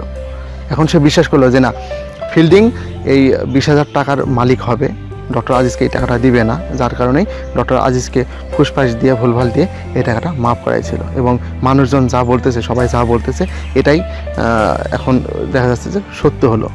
কারণ এতদিন সে ফিল্ডিংকে বিশ্বাস করেছিল, কিন্তু এই ঘটনার পরে ডক্টর আজিজ ফিল্ডিংয়ের প্রতি তার বিরূপ একটা রাগ সৃষ্টি হয়ে যায় এবং পরবর্তীতে চিঠিটা লিখে সে হচ্ছে মোহাম্মদ আলীর কাছে ছুড়ে মারে যে এর একটা প্রত্যুত্তর তুমি ওকে পাঠিয়ে দাও। হ্যাঁ, এবং ডক্টর আজিজ সিদ্ধান্ত নেয় যে এ আর এই চন্দ্রপুরে এই ব্রিটিশদের দাস হয়ে থাকবে না, সে দূরে কোথাও চলে যাবে এবং সেখানে সে স্বাধীনভাবে জীবনযাপন করবে। তো এমন একটা সিদ্ধান্ত গ্রহণ করে যে ডক্টর আজিজ সে আর এখানে থাকবে না এবং মোহাম্মদ আলীকে বলে যে এই যে বিয়ে করছে আর আমাকে চিঠি দিছে, এর একটা যথোপযুক্ত একটা উত্তর তুমি লিখে দাও। তো এখানে এই মোহাম্মদ আলী কিন্তু একটা দুর্নীতি করছিল, একটা খারাপ কাজ করছিল। সেটা হচ্ছে ওই চিঠির কিন্তু বাকি অংশে সে কিন্তু লেখা ছিল যে সে কাকে বিয়ে করছে। সে কিন্তু বিয়ে করছে এই মিসেস মুরের যেই ছোটো কন্যা রয়েছিল স্টেলা মুর, সেই স্টেলা মুরকেই কিন্তু সে বিয়ে করছে এবং মোহাম্মদ আলী এটা কিন্তু সে জানে। আর এটা এই ডক্টর আজিজকে সে প্রকাশ করেনি এবং সে উল্টাপাল্টাভাবে ফিল্ডিংকে চিঠি লিখে দেয় এবং অনেক চিঠি কিন্তু সে পাঠাইছিল, কিন্তু মোহাম্মদ আলী সে পাইছিল, কিন্তু একটা চিঠিও আমাদের ডক্টর আজিজ পড়ে দেখেনি, কারণ সে মেনে নিতে পারছে না যে ফিল্ডিং এই অ্যাডেলা কোয়েস্টারকে বিয়ে করবে আর এই টাকাটা পাবে। এই টাকার জন্য আমাদের বন্ধুত্ব সম্পর্কটা এইভাবে নষ্ট করলো, যার কারণে ফিল্ডিংয়ের প্রতি তার একটা রাগ এবং রাগের পরেই দেখা যাচ্ছে কি সে এই জায়গা ছেড়ে অন্য জায়গায় সে চলে যায় এবং সেখানে কাজ করে, সে আর চন্দ্রপুরে থাকে না। আর এদিকে আমাদের রনি হিসল্প তারও ট্রান্সফার হয়ে যায় এবং আমাদের ফিল্ডিং সে কিন্তু আর আসে না, সে ইংল্যান্ডেই থাকে। ইংল্যান্ডে থাকার পরে প্রায় 2 বছর কেটে যায় এবং এই 2 বছরের মধ্যে ফিল্ডিংয়ের সাথে আজিজের কোনো কথা নেই। আর এই 2 বছরে কী ঘটনা ঘটছে যা কিছু ডিটেলস কিন্তু এখানে আর আমাদের রাইটার এই নোভেলে উল্লেখ করে নাই। পরবর্তী 2 বছরের পরের ঘটনা আসছে। এই 2 বছর পরে যে ঘটনাটা আসছে সেটা হচ্ছে এই চন্দ্রপুরেরই পাশে এই মারাবার পাহাড়, এই মারাবার পাহাড় থেকে একটু দূরে সেটা হচ্ছে মৌ নামক একটা রাজ্য রয়েছে। এই রাজ্যে হচ্ছে হিন্দু সংখ্যাগরিষ্ঠ লোক সেখানে বাস করে। তো এই জায়গাতে আমাদের ডক্টর আজিজ কিছুদিনের জন্য এখানে আসে, কারণ এখানে যখন কৃষ্ণের জন্ম অষ্টমী যে অনুষ্ঠানটা, এই অনুষ্ঠানটা হয় শ্রীকৃষ্ণের যে জন্ম অষ্টমী, এই অনুষ্ঠানে এখানে কিন্তু ভালো রকম একটা আনন্দ ইয়ে হয়। আর সেখানে কিন্তু দুটা পিলার রয়েছে বা মূর্তি রয়েছে। আর এই মূর্তিটার একটা কাহিনী রয়েছে, সেটা হচ্ছে একদা এক ফকিরকে তার মা আদেশ করেছিল যে বন্দীদের মুক্তি দিস। তো এই মায়ের আদেশ রক্ষার জন্য সে কী করেছিল, বন্দীদের মানে কারাগারে বন্দী রয়েছে যারা, এদেরকে একটা তরবারি নিয়ে যাই হোক তাদেরকে মুক্তি করে দিয়েছে দেহরক্ষীদের সাথে ফাইটিং করে। যখন বন্দীরা মুক্তি হয়ে গেছে, মুক্তি পায় বন্দীরা তো অনেক আনন্দ উল্লাস করতেছে, কিন্তু কারারক্ষী আর বাকি যারা ছিল সবাই এই যুদ্ধের এক পর্যায়ে এই ফকিরকে ধরে তার গলাটা কেটে দিয়েছে। এবং এই গলা কাটা অবস্থাতে যতক্ষণ পর্যন্ত তার শরীরে রক্ত ঝরতেছিল, রক্ত ছিল, সেই অবস্থাতে সে অনেক রক্ষীকে সে হত্যা করেছিল। এই কারণে এই ফকিরটার স্মৃতি রক্ষার্থে তারা কিন্তু স্মৃতিসৌধ রক্ষার মানে নির্মাণ করছে এখানে দুইটা। কারণ এই ফকির তার মায়ের আদেশ পালনের জন্য শেষ রক্তবিন্দু দিয়ে হলেও সে কিন্তু যুদ্ধ করেছে, যার কারণে এখানকার হিন্দু মুসলমান যারাই রয়েছে তাদের মনে প্রাণে কিন্তু তার প্রতি ভালোবাসা রয়েছে। এবং প্রতি সপ্তাহে তারা দেখছে সেখানে মালা দেয়। তো এই মূর্তিটি হচ্ছে এক জায়গাতে একটা স্তম্ভ রয়েছে, স্মৃতিসৌধটা এক জায়গাতে, এবং এর থেকে কিছু দূরে আর একটা স্মৃতিস্তম্ভ রয়েছে। তো আমাদের ডক্টর আজিজ যখন এই মৌ রাজ্যে আসার পরে এখানে কিন্তু গড়বলেও তার সাথে রয়েছে, এবং সে নির্দেশ করে একটা বাংলো দেখায় যায় যে এখানে ফিল্ডিং কিন্তু এসেছে। অর্থাৎ ফিল্ডিং বিবাহের পরে তার যে শালক, তার নাম হচ্ছে রাল্ফ, এবং তার ওয়াইফ স্টেলা একে সাথে করে নিয়ে এখানে অবস্থান করছে। এবং সে এখন বর্তমানে বিভিন্ন জায়গাতে সে হচ্ছে এই টিচিংয়ের ট্রেনিংটা দিয়ে বেড়াচ্ছে। আর এখানে এই শ্রীকৃষ্ণের জন্মাষ্টমীতে যে একটা অনুষ্ঠান হবে, এই কারণেই সে এখানে আসছে। এবং আমাদের ডক্টর আজিজও কিন্তু এখানে আসছে। আসার পরে যখন সে ফিল্ডিংকে দেখার পরে সে না দেখার ভান করে কিন্তু চলে যায়, কারণ ফিল্ডিংয়ের প্রতি তার যে একটাই যে বিরূপ মনোভাব রয়েছে এবং ভুল বোঝাবুঝি এখানে হয়েছে, এই কারণে সে কিন্তু ফিল্ডিংকে আর পছন্দ করতেছে না। পরবর্তীতে গড়বলে যখন একে দেখাতে পরে চলে যায়। যাওয়ার পরে যাই হোক ডক্টর আজিজের 3 ছেলে মেয়েকে নিয়েই সে আসে এবং ঘুরতে বাইরে হয়েছে। আর এদিকে আমাদের যে ফিল্ডিং তার শালককে সাথে করে নিয়ে সে ঘুরতে বাইরে হয়েছে। এই স্মৃতিসৌধের সামনে বিশাল বড় মাঠ, এই মাঠে এখানে ছেলেমেয়েরা খেলাধুলা করছে, লাফালাফি করছে। ডক্টর আজিজ সেটা মন ভরে ভালো মতো করে দেখতেছে, কিন্তু এক পর্যায়ে দেখতে পারতেছে হ্যাঁ একটা ইয়াং ছেলে সে হচ্ছে খুব দৌড়াচ্ছে। আর এই দৌড়ানোর কারণ হচ্ছে যে আমরা যেটাকে বলি মৌমাছি বা ভীমরুল, এই ভীমরুল মৌমাছি তাকে তাড়া করছে, আর এই কারণে সে দৌড়াচ্ছে। আর যেহেতু সে ইংল্যান্ড থেকে আসছে আর এই বিষয়ে সে অতটা এক্সপার্ট না যে মৌমাছি তাড়া করলে কি করা উচিত, সেই সময় আমাদের ডক্টর আজিজ তাকে বলে যে তুমি নিচে শুয়ে পড়ো অথবা কোনো জলে গিয়ে ঝাঁপ দাও, তাহলে এই মৌমাছিটা থাকবে না, এই ভীমরুলটা তোমাকে কামড় দিবে না বা মৌমাছি কামড় দিবে না। পরবর্তীতে এই রাল্ফ সে সেই মতোই কাজ করে এবং মৌমাছি এক পর্যায়ে সে চলে যায় এবং ডক্টর আজিজ সাথে সাথে তার কাছে যায়। যাওয়ার পরে তার মানে যে হুল ফুটে সেই হুলগুলা ছড়ায় দেয় এবং ফিল্ডিংও সে তখন এইখানে উপস্থিত রয়েছে। তখন ডক্টর আজিজ ফিল্ডিংকে জিজ্ঞেস করে যে এটা কি, তখন ফিল্ডিং বলে যে এটা আমার শ্যালক। যখনই এটা শ্যালক বলে তখন আমাদের ডক্টর আজিজ মনে করে এটা অ্যাডেলা কোয়েস্টেডের ভাই, এবং ডক্টর আজিজ তখন কিন্তু এই ছেলেটাকে সেই নামেই কিন্তু সম্বোধন করে। কিন্তু ফিল্ডিং বলে যে তুমি এটা কি বলতেছো, এটা তো অ্যাডেলা কোয়েস্টেডের ভাই নয়, এটা হচ্ছে মিসেস মুরের সন্তান, অর্থাৎ স্টেলা মুরের ভাই। তখন ডক্টর আজিজ যেন আকাশ থেকে পড়ে, কারণ সে ভেবেছিল যে অ্যাডেলা কোয়েস্টেডকে সে বিয়ে করছে এবং অ্যাডেলা কোয়েস্টেডের ভাই, কিন্তু মিসেস মুরকে সে বিয়ে করছে এটা তো সে জানে না। তো তাহলে কি একটা মস্ত বড় ভুল হয়ে গেছে। তখন ফিল্ডিং তার ক্ষোভটা তখন প্রকাশ করে, বলে যে এই কারণেই বুঝি তুমি হচ্ছে আমার প্রতি রাগ করে আসো এবং আমার চিঠির কোনো রিপ্লাই দাও না। আমি তো তোমাকে চিঠিতে বলেই দিয়েছিলাম যে আমি এই মিসেস মুরের কন্যাকে আমি বিয়ে করতেছি এবং সব কিছু তো আমি চিঠিতে লিখে দিয়েছিলাম। কিন্তু ডক্টর আজিজ সে করেছিল যখনই সে বিয়ের খবরটা শুনছে তখনই কিন্তু চিঠিটা আর পড়ে নাই এবং মোহাম্মদ আলীকে এটা দিয়ে দিয়েছে। তখন ডক্টর আজিজ বুঝতে পারে যে এটা মোহাম্মদ আলী আমার সাথে কত বড় একটা প্রতারণা করছে, আমাদের এই দুই ফ্রেন্ডের যে সম্পর্কটা এই সম্পর্কটা নষ্ট করছে এই মোহাম্মদ আলী। তখন সে তার ভুল বুঝতে পারে। তো যাই হোক ফিল্ডিং তখন তাকে নিয়ে তার বাড়ি চলে যায় এবং ডক্টর আজিজও সে বাড়িতে চলে আসে। পরের দিন ডক্টর আজিজ এই ফিল্ডিংয়ের বাড়িতে যায়, যাওয়ার পরে দেখে যে কেউ নাই। পরে ডক্টর আজিজ দেখে যে পিয়ানো রয়েছে, পিয়ানোর উপর 2টা চিঠি। তো একটি চিঠি লিখছে হচ্ছে রনি হেসেল ফিল্ডিংকে এবং আরেকটি চিঠি লিখছে আমাদের অ্যাডেলা কোয়েস্টেড, সে লিখছে এই ফিল্ডিংয়ের ওয়াইফকে। এবং এখান থেকে বোঝা যাচ্ছে চিঠি ধরে যে কিছু টাকা সে হচ্ছে এই আমাদের স্টেলা মুরকে সে দিয়েছিল, অর্থাৎ ফিল্ডিংয়ের বিয়েতে সেই দিয়েছিল। আর ডক্টর আজিজ আরও জানে যে অ্যাডেলা কোয়েস্টেড সে নিজে স্টেলা মুরের সাথে ফিল্ডিংয়ের পরিচয় করাই দিয়েছিল এবং তাদের বিয়েতে সহায়তা করেছিল। আর অনেক কিছু, আর অনেক হিসেব সে হচ্ছে ক্ষমা চেয়ে ফিল্ডিংয়ের কাছে চিঠি লিখছে, কারণ তার বোনের বিয়েতে হয়তো সে উপস্থিত ছিল না, কারণ মা মারা যাওয়ার পরেই তার বোনের এরকম বিয়ে, এটা সে মেনে নিতে পারছিল না। তাদের মধ্যে একটা দ্বন্দ্ব হয়তো হয়েছিল, এই কারণে ক্ষমা চেয়ে সে অনেক হিসেব ফিল্ডিংকে চিঠি লিখছে। তো এই চিঠিটা পড়ার পরে, পড়া যখনই শেষ হবে তখনই চিঠিটা পড়তে পড়তে হঠাৎ আচমকা এই পিয়ানোর উপরে হাত পড়ে যায় আমাদের ডক্টর আজিজের। তখন এই পিয়ানোর একটা সাউন্ড হয়ে ওঠে, আর রুমের ভিতর থেকে আমাদের রালফ বেরিয়ে আসে পরে বলে যে কে কে কে তখন বলে যে আমি তোমার এখানকার শল্য চিকিৎসক, আমি তোমাকে চেক আপের জন্য আসছি। আর আমাদের রালফে যেহেতু গতদিন তার সাথে এই ডক্টর আজিজের সাথে তার পরিচয় হয়েছিল, তাকে চিনতে পারে এবং তাকে সব কিছু দেখে রেখে বলে যে এখন কেমন লাগতেছে, বলতেছে এখন ভালোই লাগতেছে। পরবর্তী জিজ্ঞেস করে যে ফিল্ডিং কোথায়, তখন বলে যে তারা নৌকা ভ্রমণে বাহির হয়েছে ঘুরতে। তো এখানে আরও অনেক ছোটোখাটো ঘটনাগুলো ঘটে। তারা এই যে শ্রীকৃষ্ণের যে জন্মাষ্টমী, সেই জন্মাষ্টমীর অনুষ্ঠানটা খুব ভালো মতো আনন্দ করে এবং এখানে ডক্টর আজিজের যেই ভুলটা, সে ভুলটা ভেঙে যায়, যে ভুল বোঝাবুঝির কারণে তাদের বন্ধুত্বের দূরত্বটা সৃষ্টি হয়েছিল। এমন অনেক কিছু তারা দুজনে অনুশোচনা করে এবং এই যে তাদের ভিতরে যে একটা ফাটলটা ধরেছিল, যদিও সেটা ভুলটা ভাঙলো, কিন্তু পরবর্তীতে তাদের মধ্যে আর সেই আবেগ, সেই বন্ধুত্বটা আর থাকলো না। আর তারা জানে যে আমরা হয়তো দুজন এখান থেকে যে আলাদা হয়ে যাব এই চিরদিনের জন্য, আর হয়তো কারোর সাথে কারোর কখনো দেখা হবে না এবং পরবর্তীতে হয় তাই। তো বন্ধুরা, এই ছিল মূলত এই আমাদের এ প্যাসেজ টু ইন্ডিয়া, এটার হচ্ছে সামারি। তো অনেক বড় একটা সামারি, কিন্তু এই সামারিটা বলার সময় দেখা যাচ্ছে আমার গল্পটা গুছায় বলার ক্ষেত্রে হয়তো একটু এলোমেলো হয়ে যেতে পারে, এটা স্বাভাবিক, এটা সবাই সেই দৃষ্টিতেই দেখবেন। এবং আমার কথার ল্যাঙ্গুয়েজটাও হয়তো ভয়েসটাও একটু চেঞ্জ হয়ে যেতে পারে, এটাও স্বাভাবিক, কারণ একটা না এক জায়গায় দাঁড়িয়ে থেকে এভাবে লেকচার দেওয়া অনেকটা টাফ।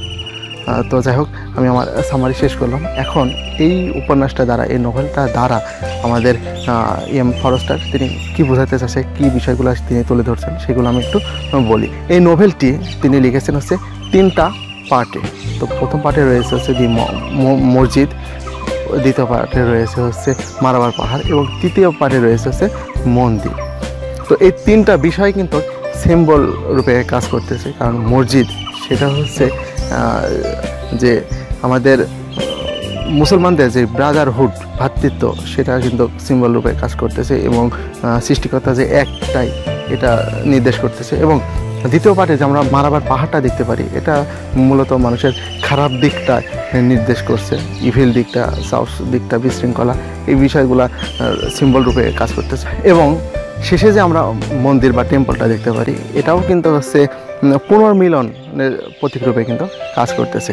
এবং এই নোভেলে তিনি কিন্তু যে ক্লাস অফ টু সোসাইটি, এখানে যে ব্রিটিশ এবং ইন্ডিয়ান যে দুইটা সমাজ, এই দুইটা সমাজের যে সংঘর্ষ, এই দিকগুলো তুলে ধরছে। এখানে ব্রিটিশদের আচরণ কেমন ছিল, যারা নেটিভ ছিল এখানে, এই নেটিভদের আচরণটা কেমন ছিল এই ব্রিটিশদের প্রতি, এই নেটিভ এবং ব্রিটিশ এদের যে কনফ্লিক্টটা, এদের যেই প্রেম প্রীতি ভালোবাসার দিকটা বা সংঘর্ষের দিকটা, এদের মনের অবস্থাটা কেমন ছিল, কীভাবে এই ব্রিটিশরা এখানে রুলিং করছে, সব ডিটেলস কিন্তু এখানে আমাদের এ প্যাসেজ টু ইন্ডিয়ার মাঝে আমরা দেখতে পাই এবং এম ফরেস্টার এটাই কিন্তু তুলে ধরেছে। তো বন্ধুরা, এই ছিল মূলত এ প্যাসেজ টু ইন্ডিয়া, এটার হচ্ছে আলোচনা।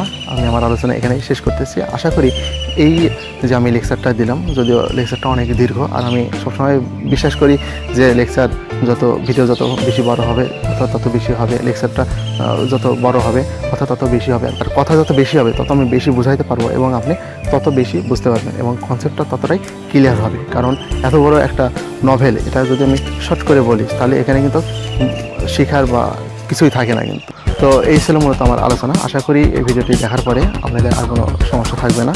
তো সবাইকে ধন্যবাদ জানিয়ে আমি আমার ভিডিও এখানে শেষ করতেছি। সবাই ভালো থাকবেন, আমার জন্য দোয়া করবেন, আর অবশ্যই আপনারা আমাকে ইন্সপায়ার করবেন, কারণ ইন্সপায়ার যদি আমি না হই তাহলে যে নেক্সট যে ভালো ভালো ভিডিও করব এই একটা অনুপ্রেরণা তো থাকা লাগবে। এজন্য কী করা লাগবে, আমার এই যে এত কষ্ট করে যে একটা ভিডিও তৈরি করি, আপনাদের জন্য একটা লেকচার তৈরি করি, একটা কঠিন বিষয় যে আপনাদের সামনে এভাবে সহজ করে তুলে ধরি, তো এখানে যে এই পরিশ্রমটা হচ্ছে, পরিশ্রম ফলটা তো আমার আশা লাগবে। আমার চ্যানেলের সাবস্ক্রাইবার তো বাড়া লাগবে, লাইক বাড়া লাগবে, কমেন্ট করবেন। আমাকে তো ইন্সপায়ার করতে হবে, ইন্সপায়ার না করলে কীভাবে আমি সামনের দিকে আগাবো? তো আমি সবার কাছে এটা চাচ্ছি যে আপনারা আমাকে ইন্সপায়ার করুন এবং আমার চ্যানেলের সাবস্ক্রাইবার যাতে বাড়ে সেই কাজটাই করুন, যে ভিডিওটি শেয়ার করুন। আর নেক্সটে আমি আরও অনেক ভালো ভালো ভিডিও, অনেক ভালো ভালো কাজ করার ইচ্ছা আছে, সেটা যেন আমি সফল করতে পারি, সেটা যেন সবাই অবশ্যই দোয়া করবেন। আমি আমার ভিডিও এখানে শেষ করছি। সবাই ভালো থাকবেন।